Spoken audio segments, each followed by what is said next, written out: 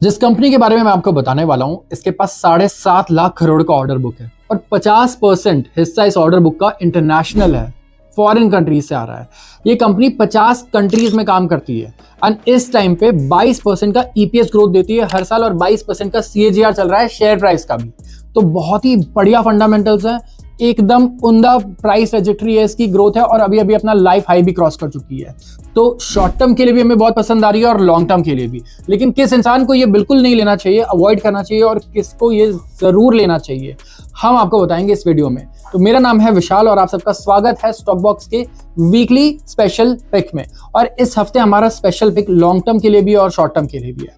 ये कंपनी शुरू हुई थी 1940 में और लिस्ट हुई थी 1950 में, तो बहुत पुरानी लिस्टिंग है इसकी।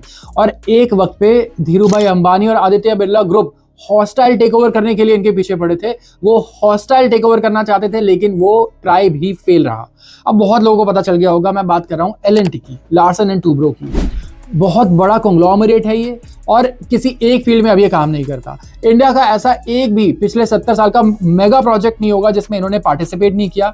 इन्होंने इंडिया के लिए मेट्रो बनाए हैं, हाईवे बनाए हैं, बड़े ब्रिज बनाए हैं, ये एनर्जी में काम कर रहे हैं, क्लीन एनर्जी में काम कर रहे हैं, ये स्पेस में काम कर रहे हैं। इनकी डिफेंस की भी सब्सिडरी है। एल&टी इंडिया की सबसे बड़ी डिफेंस कंपनी भी अगर आप देखोगे तो ऑर्डर बुक के बेसिस पे इतना बड़ा इनका डिफेंस का ऑर्डर बुक है। तो ऐसी कोई चीज नहीं है जहां पे कंपनी, मैं नहीं कहूंगा कि सिर्फ पार्टिसिपेट कर रही है, बल्कि बहुत ही बढ़िया काम नहीं करके दे रही है। तो इनके फंडामेंटल्स पे बात करेंगे, लेकिन उससे पहले हमने थोड़ी सी हिस्ट्री जान ली इनकी, क्योंकि बहुत जरूरी है। बहुत ही क्लीन हिस्ट्री है, बहुत ही अच्छी हिस्ट्री है।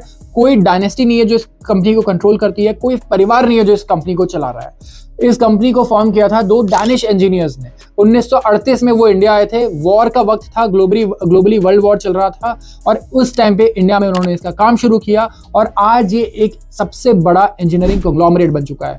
हाल ही में कुछ साल पहले इन्होंने कतर से अपना सबसे बड़ा ऑर्डर लिया, $4 बिलियन का नेचुरल गैस पाइपलाइन का। तो आप सोच सकते हैं कि बड़ी बड़ी कंट्रीज, बड़े बड़े एनर्जी कंट्रीज में बोलूंगा, जो एनर्जी प्रोड्यूस कर रही हैं वो इन पे डिपेंडेंट है। बड़ी बड़ी कंट्रीज जो इंफ्रास्ट्रक्चर बना रही है वो भी इन पे डिपेंडेंट है।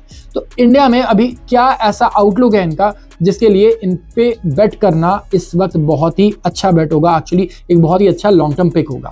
तो सबसे पहले जानते हैं इनके बिजनेस से। इस वक्त 7.5 लाख करोड़ का इनका ऑर्डर बुक है। 50% ऑर्डर बुक का हिस्सा फॉरेन कंट्रीज का है, मतलब इंटरनेशनल ऑर्डर्स हैं। तो इंडिया में अगर डोमेस्टिक डिमांड में थोड़ा सा डिफरेंस भी आ गया, लेट्स से, या फिर गवर्नमेंट केपेक्स भी कम होता है, तो ये कंपनी जो है तब भी इसे कोई फर्क नहीं पड़ने वाला। इनके पास ग्लोबल ऑर्डर इतने सारे हैं। दूसरा, रुपया हम कह रहे हैं कमजोर हो रहा है, लेकिन उसका भी इस कंट्री को फायदा हो रहा है। क्यों? क्योंकि इसके रेवेन्यू बाहर से भी आने हैं। तो हमारे करेंसी का जो हमें इशू लगता है कि यार हमारी करेंसी वीक हो रही है, इन्फ्लेशन हो रहा है, इससे भी ये काफी हद तक इम्यून है क्योंकि अच्छा खासा हिस्सा बाहर से आ रहा है। अब ग्रोथ देखो कितना है, पिछले साल से इस साल 17% का ग्रोथ आ गया इनके ऑर्डर बुक पे ऑलरेडी। 1,32,000 करोड़ का ऑर्डर ऑलरेडी ऐड हो चुका है। 2026 की बात कर रहा हूं मैं, अभी साल शुरू ही हुआ है सिर्फ, तो वहां से भी 17% की ग्रोथ है। साथ ही साथ अगर आप देखोगे तो इनका एक साल का रेवेन्यू कितना होता है, 2.5 लाख करोड़ का, और ऑलरेडी 7.5 लाख करोड़ का ऑर्डर बुक है। मतलब अगले 3 साल का जितना इनका रेवेन्यू होता है उतना ऑलरेडी बुक्ड है। यस, ऑलरेडी बुक्ड है इनके पास, और अच्छा खासा ये प्रॉफिट मार्जिन भी कर लेते हैं। लेकिन ये फिर भी रुक नहीं रहे। आगे इन्होंने कहा है कि ये स्पेस एक्सप्लोरेशन में भी काम करना चाहते हैं, मदद करना चाहते हैं और डिफेंस में भी पूरी तरीके से इन्वॉल्व होना चाहते हैं। तो इन्होंने आईटी सर्विसेज में बहुत अच्छा काम किया। आप एल&टी इन्फोटेक का नाम जानते होंगे। इसके अलावा इन्होंने LTI माइंडट्री को हॉस्टाइल टेक ओवर किया। इसके अलावा LT फूड्स के बारे में आपको पता होगा, ये भी बहुत अच्छा कर रही है। L&T फाइनेंस भी है इनकी सब्सिडरी, इसके बारे में भी आपको पता होगा। तो ये तो लिस्टेड है, लेकिन इस कंपनी से जो अभी पेरेंट कंपनी है, हमें अगर डीमर्जर होता हुआ नजर आया आगे तो बहुत अच्छी वैल्यू अनलॉकिंग देखने को मिल सकती है। अब डिफेंस की कंपनी देख सकते हैं यहाँ से निकल करके, एक इंजीनियरिंग कंपनी देख सकते हैं, बहुत सारे सेगमेंट्स में ये इस वक्त काम कर रही है। तो डीमर्जर होगा तब तो बहुत ही बढ़िया वैल्यू अनलॉक हो सकता है, जैसा रिलायंस में देखने को मिला हमें। अब जैसे रिलायंस में भी ऐसी एक्सपेक्टेशंस है, तो लॉन्ग टर्म इन्वेस्टर्स के लिए डीमर्जर एक बहुत ही बढ़िया, मुझे लगता है, पॉइंट रहने वाला है, जो बहुत ही अच्छी वैल्यू अनलॉक कर सकता है उनके इन्वेस्टमेंट में। अब बात करता हूं करंट ईयर की। तो इस साल अगर आप देखोगे तो रेवेन्यू डबल डिजिट में ग्रो कर रहा है, अर्निंग्स ग्रोथ 13.5% है। इंडिया की सारी ब्लू चिप को आप लगा दो इसके अगेंस्ट और देखो कितनी बढ़िया इन्होंने अर्निंग्स ग्रोथ दी है। हर साल डबल डिजिट का अर्निंग्स ग्रोथ ये दिखा रहे हैं। रेवेन्यू ग्रोथ भी डबल डिजिट चल रहा है। यस, एक ब्लू चिप कंपनी का। तो फाइनेंशियल्स में कोई प्रॉब्लम नहीं है, ट्रैक रिकॉर्ड इतना पुराना है कि मतलब one of the oldest track record है इनका, मैनेजमेंट एकदम परफेक्ट है। तो क्या हमें यहाँ पे शॉर्ट टर्म के लिए पैसा लगाना चाहिए, लॉन्ग टर्म के लिए? सबसे पहले कमेंट करूंगा शॉर्ट टर्म के लिए। उससे पहले एक बहुत अच्छा मुझे याद आया कि हमें डिस्क्लेमर भी देना बहुत जरूरी है। हम ये ऑलरेडी हमारे क्लाइंट्स को मल्टी बैगर के लिए दे चुके हैं, तो हमने 100% के टारगेट के लिए दिया था इसे 3200 के प्राइस रेंज में, 3200 के आसपास। तो ये डिस्क्लेमर देना बहुत जरूरी है क्योंकि हमारे क्लाइंट्स के पास ये ऑलरेडी है। लेकिन टारगेट्स की आप चिंता मत करो, अभी भी बहुत इसमें जूस बाकी है। अगर आप शॉर्ट टर्म में भी इसमें इन्वेस्ट करते हो तो हमारा सबसे पहला टारगेट 4500 का है, और इसके बाद जो नेक्स्ट टारगेट आता है वो आता है 5000 का, जो शॉर्ट टर्म के लिए वेट कर सकता है। तो अगर किसी को तुरंत टारगेट्स चाहिए तो 4500 इसका सबसे पहला टारगेट है, और जो थोड़ा सा वेट कर सकता है 5000 के लिए वो इसमें टारगेट रख सकता है और निवेश कर सकता है। अब बात करता हूं एकदम लॉन्ग टर्म की, अल्ट्रा लॉन्ग टर्म की। तो हमारे हिसाब से, स्टॉक बॉक्स के हिसाब से, अगर आप एक लॉन्ग टर्म इन्वेस्टर हैं और अगर आप SIP करते हैं, अगर आपके पोर्टफोलियो में LNT नहीं है तो फिर हमें नहीं लगता कि आपका पोर्टफोलियो कंप्लीट है। इस वक्त अगर आप सोलर की बात करें, आप सेमीकंडक्टर्स की बात करें, तो सेमीकंडक्टर में काम कर रही है, चिप मैन्युफैक्चरिंग में, ये मैं कहूँगा एनर्जी में सिर्फ रिन्यूएबल एनर्जी सोलर वगैरह में नहीं है, ये अलग अलग चीज़ें मैन्युफैक्चर कर रही है उसके लिए भी। डिफेंस में अगर आप बुलिश हैं तो ये डिफेंस में काम कर रही है। अगर आपको लगता है मिडल ईस्ट में जो काम है वो बहुत अच्छा होने वाला है तो तब भी इनका काम बहुत बढ़ने वाला है।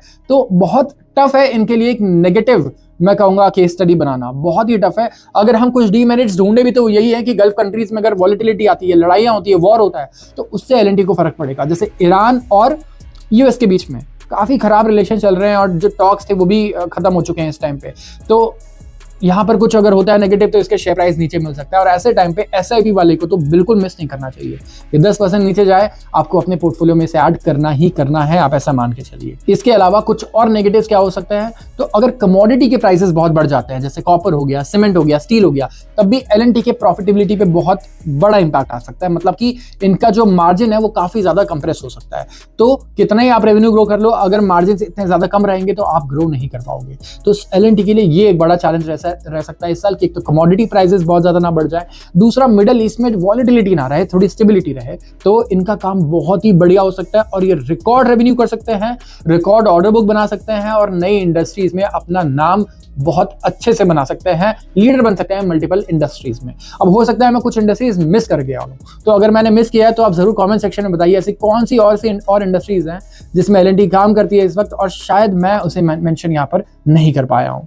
तो आज के लिए बस इतना ही इस वीडियो में। अगर आपको वीडियो पसंद आया होगा तो आप जरूर इस चैनल को सब्सक्राइब कीजिए, इस वीडियो को लाइक कीजिए, ताकि ऐसे अच्छे इंसाइट्स वाले वीडियोस हम आपके लिए हर हफ्ते लेकर के आए। आप सबका बहुत बहुत धन्यवाद। Investment in securities market are subject to market risks. Read all the related documents carefully before investing.